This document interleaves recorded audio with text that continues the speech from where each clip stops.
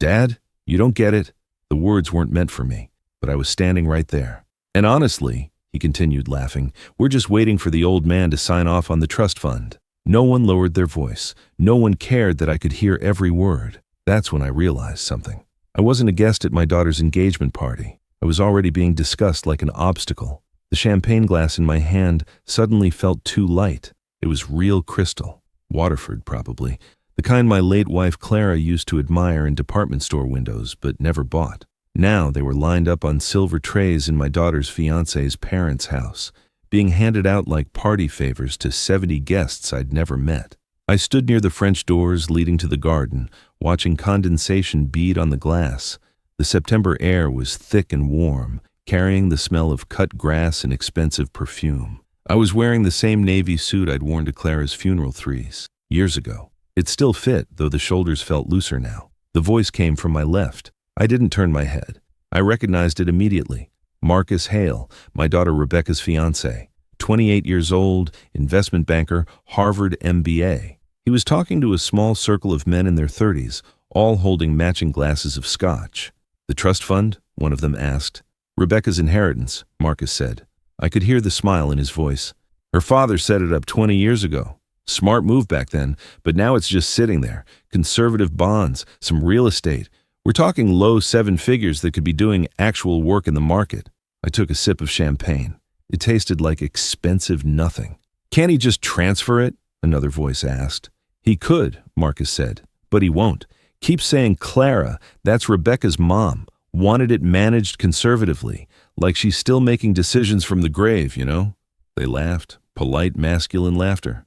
The kind men make when they're pretending to be sympathetic, but really they're just waiting for their turn to talk. I was standing 8 feet away. I could see Marcus's reflection in the glass door. He knew I was there. He had to know. "The thing is," Marcus continued, lowering his voice just enough to make it sound confidential, "Robert doesn't really get how money works anymore. He's 71, retired, still thinks a 4% return is safe. Meanwhile, we're leaving $500,000 in gains on the table every year." I set my champagne down on a nearby table. My hand was steady. "So what's the plan?" someone asked. "Rebecca's getting power of attorney," Marcus said. "Medical and financial. It's already in motion. Her dad's been forgetting things lately. Doctor's appointments, names, where he parked the car, classic early signs. Once it's official, we can restructure everything. Get him into a nice facility, maybe something upstate with a view, then the money works for us instead of just sitting there." I turned and walked toward the bathroom. Nobody noticed. Nobody looked at me. I was a ghost at my own daughter's engagement party.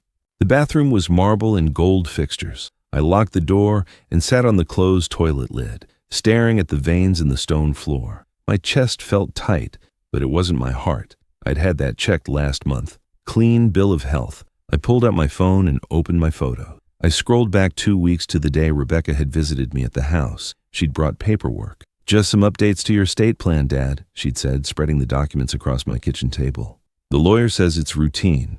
You're getting older, and we want to make sure everything's organized if something happens." I'd read every word. I always read every word. It was a durable power of attorney, granting Rebecca full control over my finances and medical decisions in the event I became incapacitated or unable to make sound judgments. "What does sound judgments mean?" I'd asked. "It's legal language," she'd said, not meeting my eyes. "It just means if you get sick or confused, I can help." "I'm not confused." "I know, Dad. It's just a precaution." I'd signed it. I'd signed it because she was my daughter, and I wanted to trust her.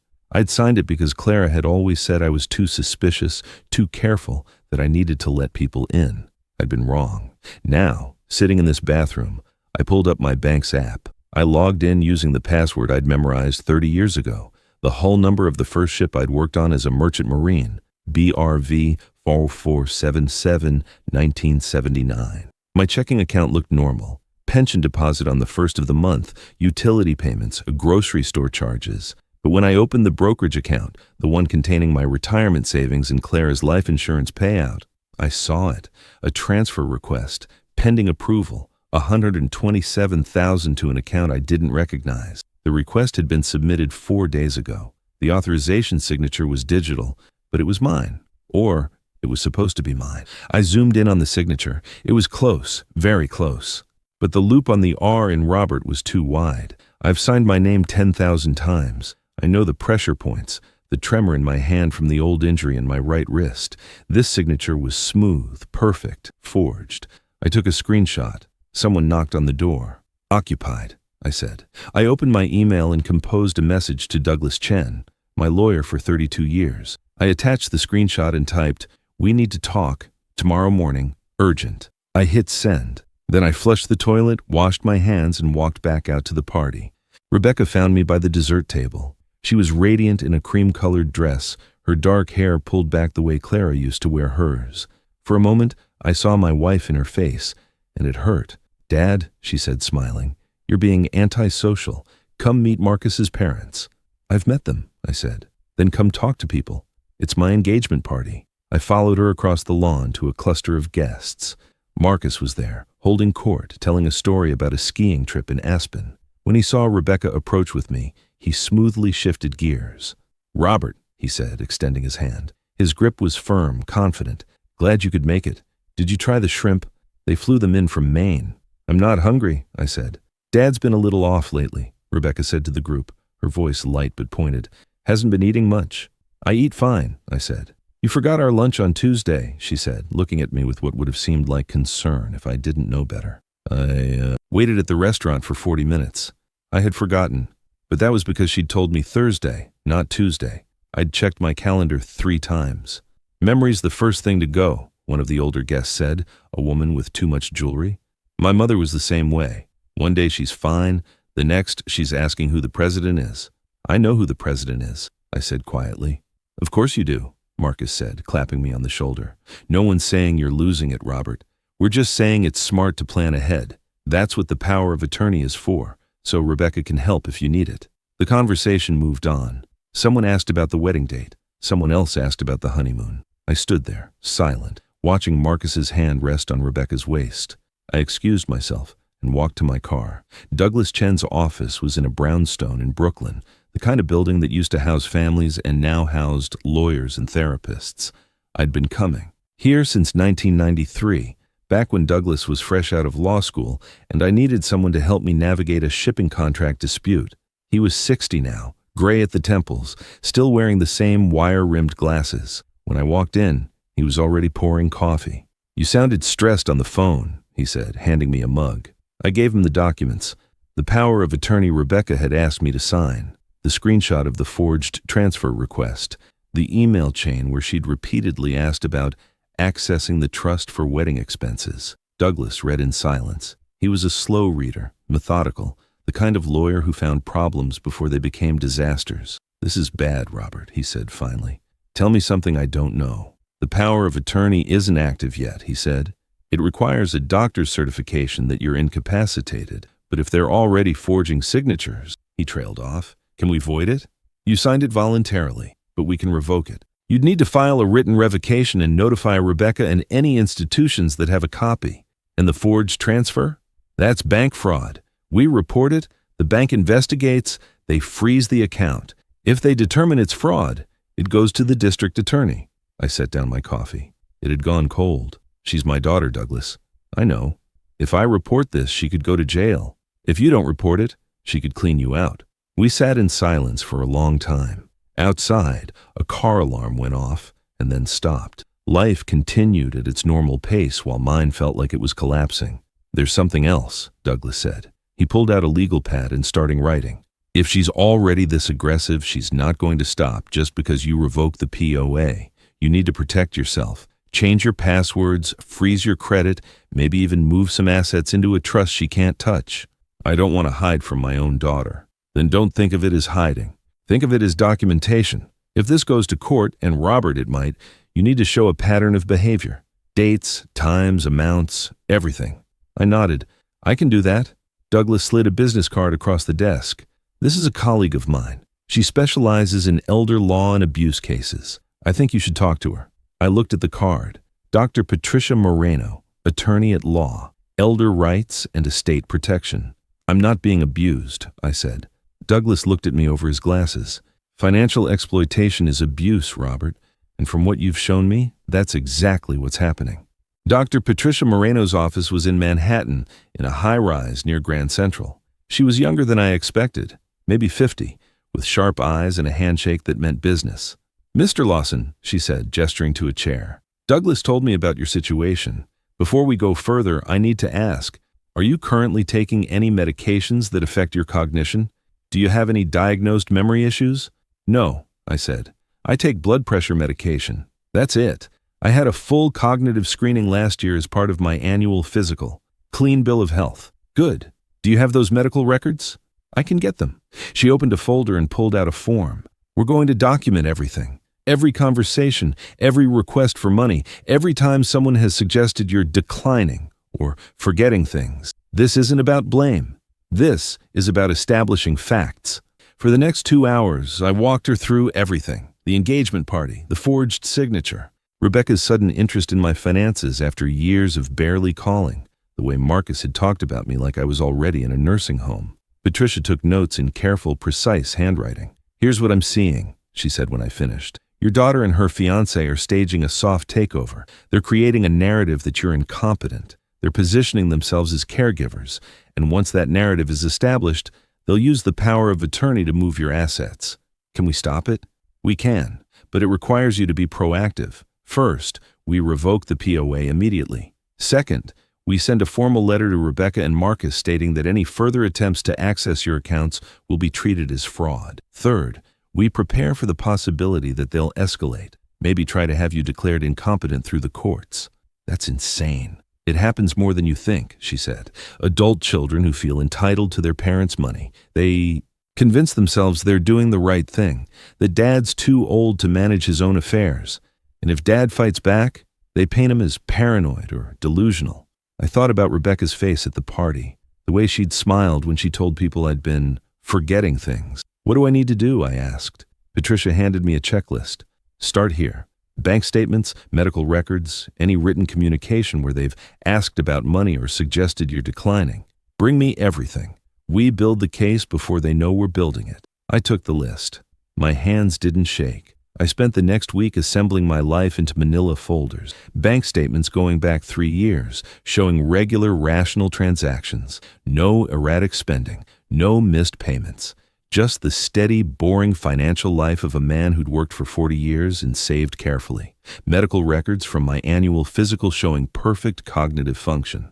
A letter from my primary care physician stating I had no signs of dementia, Alzheimer's, or any other condition that would impair my judgment. Emails from Rebecca. Dozens of them. I'd saved everything, the way I always did. There was a clear pattern. Before Marcus, she'd emailed maybe once a month. After they got engaged, it was weekly, then daily. Always about money. "Dad, have you thought about updating your will?" "Dad, Marcus knows a great financial advisor." "Dad, we should talk about long-term care planning." I printed them all. Then there was the recording. I'd started carrying my phone in my shirt pocket a week ago, always recording during conversations with Rebecca or Marcus. New York was a one-party consent state. I could record conversations I was part of without telling anyone. On the recording from Thursday, Rebecca's voice was clear. "Dad, you're 71. You can't keep living alone in that big house. What if you fall? What if you have another episode?" "I haven't had an episode," I'd said. "You forgot about our lunch. You told me the wrong day." "See? You're getting defensive. That's a sign, Dad. Marcus and I think it's time to look at assisted living options. Just touring, nothing permanent." Assisted living. For a man who drove himself to the gym 3 times a week and still did his own taxes. I saved the recording and added it to the folder. Rebecca called me on a Tuesday. "Dad, we need to talk. Can Marcus and I come over tonight?" "Sure," I said. They arrived at 7. Marcus was wearing a suit as if this were a business meeting. Rebecca looked nervous. We sat in my living room, the same room where Clara and I had hosted 30 years of Thanksgivings. The same room where I'd taught Rebecca to play chess on the coffee table that still bore the scorch mark from where she'd knocked over a candle when she was 9. "Dad," Rebecca started, "we've been worried about you." I didn't respond. I just waited. "You've been forgetting things," she continued. "Missing appointments. You seem distant. We think maybe it's time to consider some help." "What kind of help?" I asked. Marcus leaned forward. "We've been looking at some really nice communities. Assisted living, but high-end.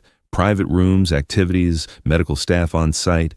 It's actually a smart financial move. You'd sell this house, use the equity, and the rest would be invested intelligently." I don't want to sell my house. Dad, you don't get it, Marcus said, and there it was. That phrase from the engagement party. You're holding on to assets that could be appreciating. This house is worth maybe $800K, but it's just sitting here. Meanwhile, you're spending money on maintenance and property taxes for space you don't even use. I looked at Rebecca. Is this what you want? She couldn't meet my eyes. I want you to be safe. I am safe. You're alone, she said, and you're not getting younger. If something happens, then something happens, I said. I'm 71. I'm not dead. Marcus stood up. Robert, you're being stubborn. We're trying to help you. We've already talked to a lawyer about updating your estate plan, and frankly, the way things are set up now is inefficient. If you just let us— No, I said. The word hung in the air. No, Marcus repeated. I'm revoking the power of attorney, I said. As of today, you have no access to my finances, my medical decisions, or my property. Rebecca's face went white. Dad, you can't. I can, and I did. The paperwork was filed this morning. You'll receive formal notice by the end of the week. Marcus's expression shifted. The friendly mask dropped away, and what was underneath was cold. You're making a mistake. Maybe, I said, but it's my mistake to make. They left without another word. I sat in the silence of my living room, listening to the old house settle around me. My phone was still in my pocket, still recording. The lawsuit came 3 weeks later.